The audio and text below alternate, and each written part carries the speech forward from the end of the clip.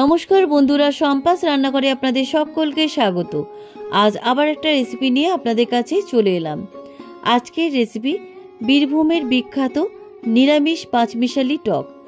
বীরভূমে এই টকের রেসিপি খিচুড়ির সাথে পরিবেশন করা হয়। আপনারা এটা ভাতের সাথে কিংবা শেষ পাতেও খেতে পারেন। রেসিপিটা আপনাদের শেয়ার করলাম, তাই ভিডিওটা স্কিপ না করে পুরো রেসিপিটা দেখার অনুরোধ রইল। রেসিপিটা ভালো লাগলে আমাকে কমেন্ট বক্সে কমেন্ট করে জানাবেন। ভালো লাগলে লাইক বাটনটা প্রেস করে দেবেন, আর আপনাদের বন্ধুদের মধ্যে আমার ভিডিওটাকে শেয়ার করে দেবেন। আর আমার নতুন বন্ধুদের কাছে অনুরোধ, আমার চ্যানেলটাকে সাবস্ক্রাইব করে পাশে থাকবেন। আর আমার চ্যানেলে নতুন নতুন রান্নার ভিডিও দেখার জন্য পাশে থাকা ছোট্ট বেল আইকনটাও প্রেস করে দেবেন। চলুন আর কথা না বাড়িয়ে কীভাবে আজকে বীরভূমের বিখ্যাত নিরামিষ টকের রেসিপি বানাচ্ছি, রেসিপিটা দেখে নেওয়া যাক। বীরভূমের বিখ্যাত পাঁচমিশালি টক রান্না করার জন্য আমি এখানে ছোট্ট একটা কুমড়োর টুকরো নিয়েছি, আর নিয়েছি দুটো রাঙা আলু, আর নিয়েছি একটা লাল মূলো, আপনারা সাদা মূলোও নিতে পারেন, আর নিয়েছি গাঠি কচু, আর নিয়েছি একটা বেগুন। এবার আমি সমস্ত সবজিগুলো কেটে নিয়ে তারপর আপনাদের কাছে ফিরে আসছি। সমস্ত সবজিগুলো কেটে ধুয়ে নিয়ে আপনাদের কাছে ফিরে এলাম। মূলোগুলোকে আমি লম্বা লম্বা করে কেটে নিয়েছি, কুমড়োগুলোকে আমি ডুমো ডুমো করে কেটে নিয়েছি, আর বেগুনটাকেও লম্বা লম্বা করে কেটে নিয়েছি, আর গাঁঠি কচুগুলোকে আমি ডুমো ডুমো করে কেটে নিয়েছি, আর রাঙা আলুগুলোকেও একটু লম্বা লম্বা করে কেটে নিয়েছি। আর এই সবজির টকে যেটা না হলেই নয় সেটা হচ্ছে বিউলির ডালের বড়ি। আর নিয়েছি পাকা তেঁতুল। পাকা তেঁতুল আপনারা বাজারে সবসময় পেয়ে যাবেন। এবার আমি পাকা তেঁতুলটা জলে ভিজিয়ে রাখছি। জলে ভিজিয়ে রাখলে নরম হয়ে যাবে, তাহলে তেঁতুলের কাঠটা বার করতে সুবিধা হবে। আমি কিছুক্ষণ জলে ভিজিয়ে রেখে দিচ্ছি।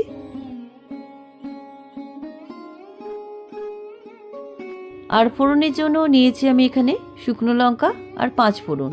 তেঁতুলটা ভিজতে থাক, ততক্ষণে আমি রান্নাটা শুরু করে দিই। রান্নাটা শুরু করার জন্য গ্যাসে একটা কড়াই বসিয়ে দিলাম। কড়াইয়ের মধ্যে প্রথমে আমি বড়িগুলো ভেজে নেব। তার জন্য বড়ি ভাজার জন্য সর্ষের তেল দিয়ে দিলাম। তেলটা গরম হয়ে গেছে, এবার আমি তেলের মধ্যে বড়িগুলো ভেজে নিচ্ছি। বড়িগুলো একটু হালকা ব্রাউন করে ভেজে নিচ্ছি। বড়িগুলো আমার ভাজা হয়ে গেছে, এবার এই ভাজা বড়িগুলো একটা বাটির মধ্যে তুলে রাখছি।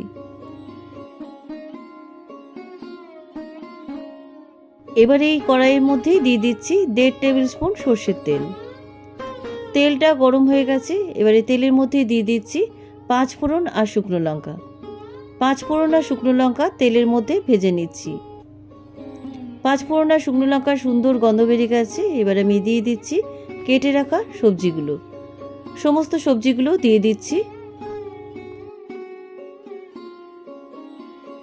সমস্ত সবজিগুলো আমার কড়াইয়ের মধ্যে দেওয়া হয়ে গেছে। আর এই রান্নায় আর একটা সবজি আমি অ্যাড করলাম, কাঁচা টমেটো। কাঁচা টমেটোটা দিলে ভালো লাগে, আপনাদের কাছে না থাকলে আপনারা নাও দিতে পারেন। এবারে দিয়ে দিচ্ছি 1 টিস্পুন হলুদ গুঁড়ো, আর দিচ্ছি পরিমাণ মতো লবণ। লবণটা আপনারা পরেও দিতে পারেন, সবজিগুলো একটু নরম হয়ে আসার পর আপনারা লবণটা দিতে পারেন, তাহলে লবণের পরিমাণটা আপনারা বুঝতে পারবেন। এবার হলুদ গুঁড়ো আর লবণ সবজিগুলোর মধ্যে ভালোভাবে মিশিয়ে দিচ্ছি।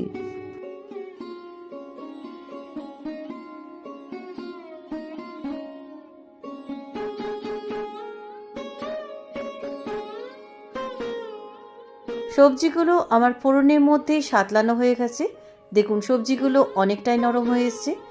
এবার এই সবজিগুলো সেদ্ধ করার জন্য আমি পরিমাণ মতো জল দিয়ে দিলাম। জলটা সবজির মধ্যে মিশিয়ে দিচ্ছি। জলটা সবজির মধ্যে মেশানো হয়ে গেছে, এবার আমি ঢাকা দিয়ে 15 মিনিট সবজিগুলো সেদ্ধ করে নিচ্ছি।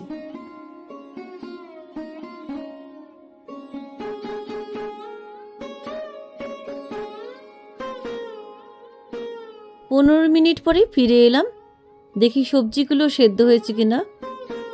সবজিগুলো ভালোভাবে সেদ্ধ হয়ে গেছে, প্রত্যেকটা সবজি সেদ্ধ হয়ে গেছে।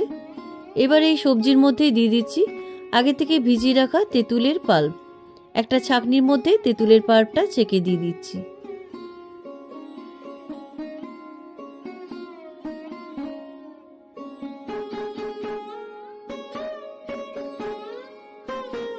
সবজির মধ্যে তেঁতুলের পাল্পটা দিয়ে দিলাম। এবার সবজিগুলোর মধ্যে তেঁতুলের পাল্পটা ভালোভাবে মিশিয়ে দিচ্ছি। সবজিগুলোর মধ্যে তেঁতুলের পাল্পটা মেশানো হয়ে গেছে। এবার এই সবজির মধ্যে দিয়ে দিচ্ছি 2 টিস্পুন চিনি।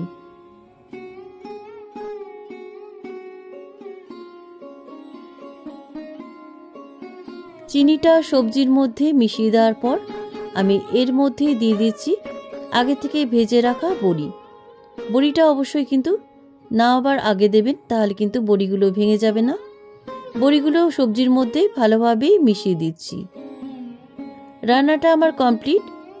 এবার গ্যাসের ফ্লেমটাকে অফ করে গ্যাস থেকে নামিয়ে আমি সার্ভিং বলে ঢেলে রাখছি। কেমন লাগলো আজকের বীরভূমের বিখ্যাত পাঁচমিশালি টকের রেসিপি?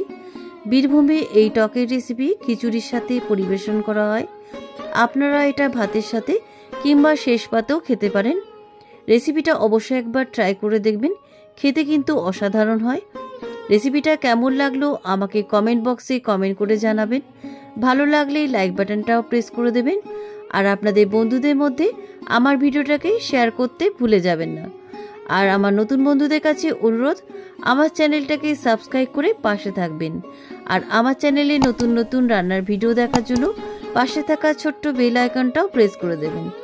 আজ তাহলে চলি, আবার একটা নতুন দিনে নতুন রেসিপি নিয়ে আপনাদের কাছে চলে আসব। সবাই ভালো থাকবেন, সুস্থ থাকবেন। ধন্যবাদ।